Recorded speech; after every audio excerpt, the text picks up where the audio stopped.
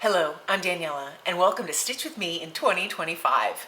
This is an online workshop where the first of every month I release a different prompt. And at the end of the year, after completing all those prompts, you have a beautiful fabric book. The idea is to take it wherever you want, with each prompt being a little different, and it really shows your creativity. In today's video, I'm going to show you just the structure of the book. There are no prompts today. It's just the book structure, the basic piece that I sew onto each month. It's a really fun project. My goal this year is to use what I have in my stash. I'm sure I'll break that promise, but I'm going to go along with it and show you how I started and my color scheme and all the different things that I'm thinking of working into this book. So let's get started. So here is an example of the Stitch With Me in 2025 completed project. None of the prompts are filled in. This is just kind of a prototype, just so you have an idea of what the end result will look like if you follow the instructions I've laid out. But of course, you can do anything you want. You can do something completely different, and you could just take some elements that you like from what I'm doing and modify them to make them your own. So in this book, I have a cover. I'm using a different fabric here than the rest of the pages, but again, that's completely optional. You can do each page differently. First, we'll go over the completed result, and then I'll show you some modifications or some ideas that you might like. So the book has 12 prompts in it. It has the cover and the back cover, and then it has all the prompts. I chose on the prototype to make the first and the last 2 pages this pink fabric, and then the remaining pages with this muslin. I love working with muslin. That's just my preference. I also have the pages with a grommet and book rings, and that's how it's going to be bound. If you don't want to use book rings, you can use ribbon, yarn, anything along those lines. If you want to stitch the book spine, you can do that as well. I wanted to veer away from that this year. Now, each of these pages has these grommets. Now, let me just show you what they are. So to start with, I use the book rings. You can buy these at an office supply store like a Staples or even maybe a Walmart office supply section. They are rings, and then if you look very closely, you'll see a little line here. You pull them apart by just pressing different directions, and then you can open them up. And then you can insert them into the grommet, just like this, and they lock in place. These particular book rings, and you'll need 2 of them, are 2-inch rings. So that just means the 2 inches goes from one end to the other, the diameter here. The ones I have on the prototype are a little bit smaller. I think as the book fills, I might need to graduate to the 2-inch. I would guess these are about 1.5 inch, the ones that are on the book existingly. So if you'd like to use that, I'd suggest the 2-inch book rings. The grommets, and using the grommet tool, I'll include the link on Amazon where I got it, came with hundreds of grommets, both in silver and gold. I chose to use the silver, so it coordinated with my rings. You can use whatever you want. And it comes with this little cutter. It's a very sharp edge here. And the premise is where you want to put your holes, you put the cutter on the fabric and then you hammer it in. I had 0 luck with this. The only thing I used this for was a template to mark the hole. So that's one thought. I wound up using a pair of scissors to actually cut the fabric holes, which was a little grueling, but the results I really like. I will show a process of actually how to make the grommets later on in the year, but just for now, you clench the tool and you have this little piece, this little lock, and you can take it like this. You'll punch your holes in your fabric. You'll stick the grommet, and one side has that little lip. You stick the grommet through, put your fabric on top of it, and then you put this little ring on top. You put it on your grommet tool, and then when you clench the grommet tool down, it smashes the ring closed. So you get a result just like this on the back and this on the front. It reinforces the fabric and it's fairly durable, so I like that process. If you don't want to make the grommet holes, but you still want to use the holes in the book ring, you can buttonhole stitch by doing a satin stitch all the way around, or you can reinforce the hole with some glue. When that dries, it'll be a little more durable. I like the grommets for this purpose. Now, let's go over the fabric and the measurements. Now, as many of you know, I like to make templates, just cheap little disposable templates. This is cardboard from a box of shoes. This is the backing of a pad of watercolor paper. I cut them to size, and I always write the size measurements somewhere on my template.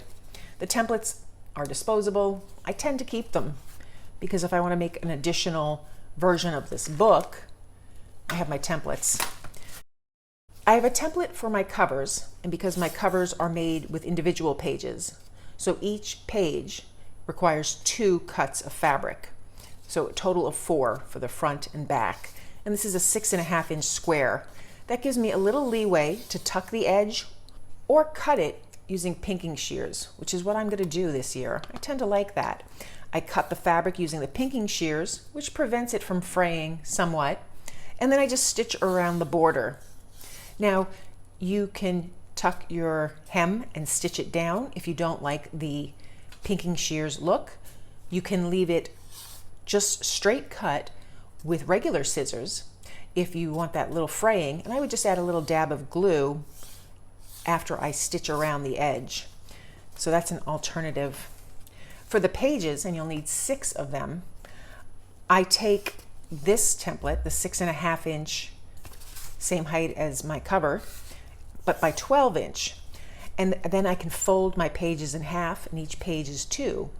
If I have 6 of them, I have enough for the entire year. I like to make my pages ahead of time. Even if I'm going to change my pages when I'm working on them, perhaps I don't want the same color I made, and that's totally fine. But I do like to start the year off with all my supplies at the ready. So let me show you how I did that. Now, for my cover and my back cover, they're identical.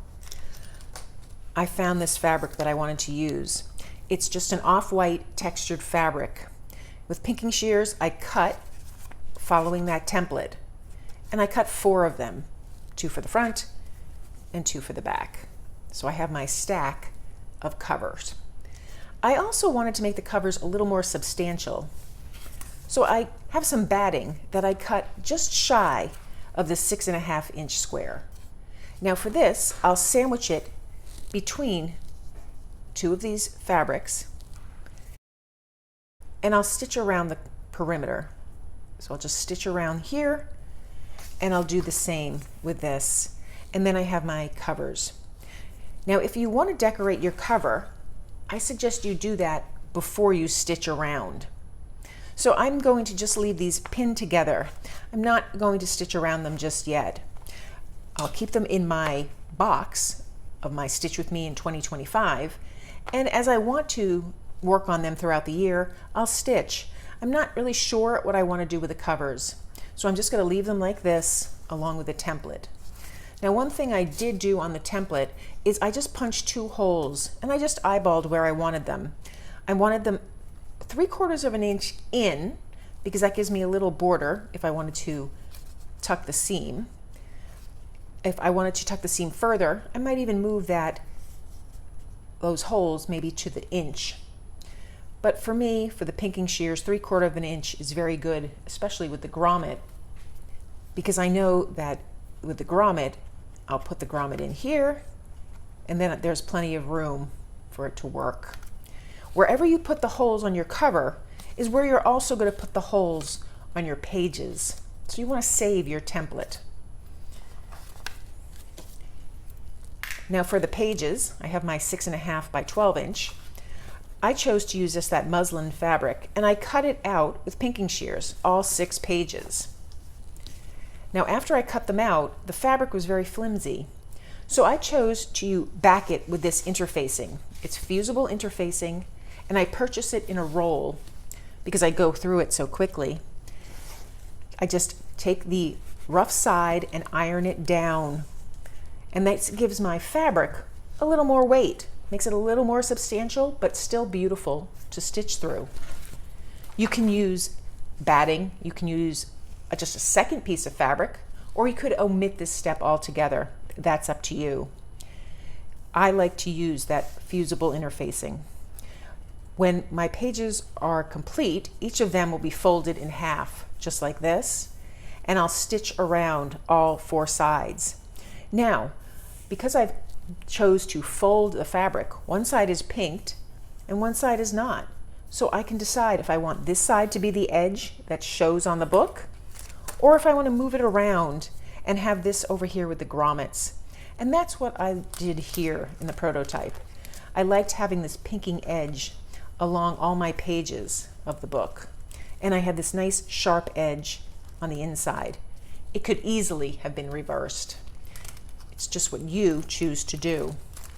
Again, I'm not going to stitch anything closed because with each of these pages, I want to be able to stitch through them by following the prompts. And then when the 2 pages are complete, I'll show you how I stitch through them and how I add the grommets. That will come in February after the February prompt is released. And that way we'll have 2 prompts and 1 page complete. So now that I showed you my basic pages, they're all bare. I showed you my cover and my back cover. I want to show you the fun part of the process is choosing the fabric and choosing the color scheme. So now I found this fabric in my stash. It has beautiful reds and pinks and greens and this dark, dark brown, almost black, could be considered a maroon or even a blue. This inspired me, and this is my color scheme.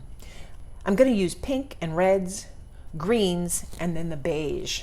So I went through my stash. I really wanted to not purchase new fabric for this project. And I found this lovely assortment of colors. I have my reds and pinks, and aside from this dark red, both of these pinks have red in them. I have my beiges, more muslin, and leftover fabric from the covers. And then I have these 2 beiges. One Jen from Night Owl Crafts and Collectibles sent me, and this will be perfect for this project. And another solid beige. I like to have a combination of patterns and solids. And I did the same thing with greens. I have a few greens here, 3 greens, a bluish green, a dark, dark green, and then like a forest green. And I have this other dark material. So I have my beautiful color palette all ready to go, and this will go in my box where I work on things throughout the year.